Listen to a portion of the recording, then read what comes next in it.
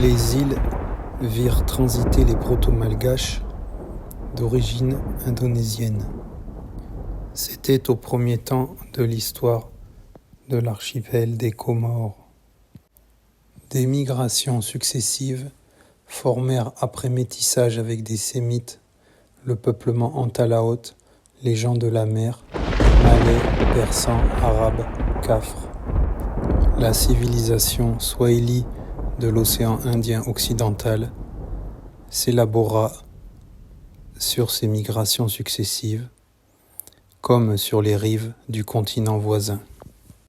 Selon la tradition de M. Mzee Bansi, recueillie par Jean Martin en 1967, ouvrez les guillemets, avant le déluge, il n'y avait pas d'habitants aux Comores, puis le prophète Soleiman ben David, qui venait d'Éthiopie, séjourna à la Grande Comore, mais il ne fit qu'y passer.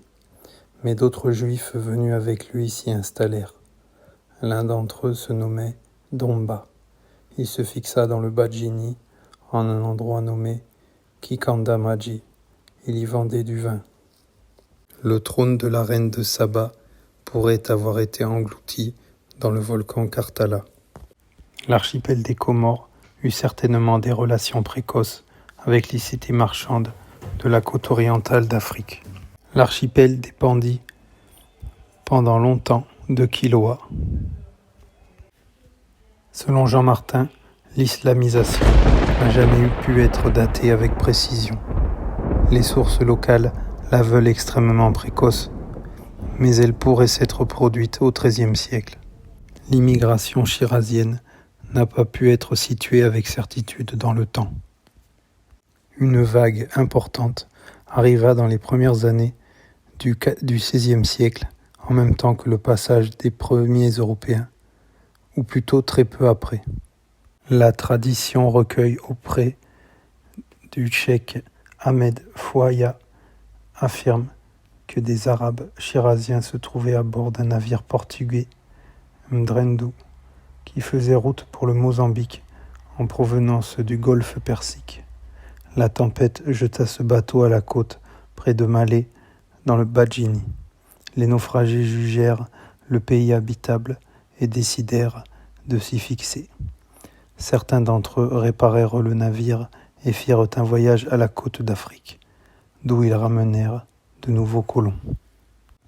L'archipel avait auparavant été reconnu par quelques voyageurs arabes, en particulier Al-Idrissi au XIIe siècle. Ils relevèrent qu'il y avait un commerce important avec l'océan Indien oriental et avec d'autres régions. Al-Idrissi ne s'est pas rendu dans cette région. Il nous décrit cependant les îles de Zanj, Zanzibar et Pemba, au large desquelles il situe le groupe des îles Zalej, qui sont Anjuba et Sribusa, cette dernière étant la plus grande, et un petit îlot peuplé de pirates.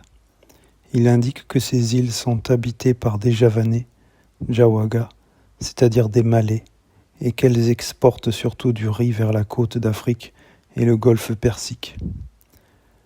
On a voulu reconnaître en jouant la Grande Comore et Moélie dans cette description. Mais il pourrait tout aussi bien s'agir de certaines îles de la Sonde. L'île de Kambalou, mentionnée par Massoudi, est généralement identifiée comme étant Madagascar. Le terme de Comore semble avoir désigné plusieurs îles de cette région, Pemba, Massoudi, ou Madagascar elle-même.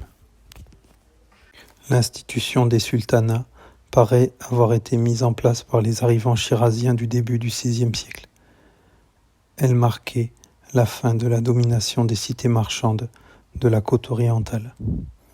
Dès lors, selon Jean Martin, l'archipel connut une immigration assez réduite en nombre, mais continue, de familles arabes, dont l'influence devint de plus en plus perceptible.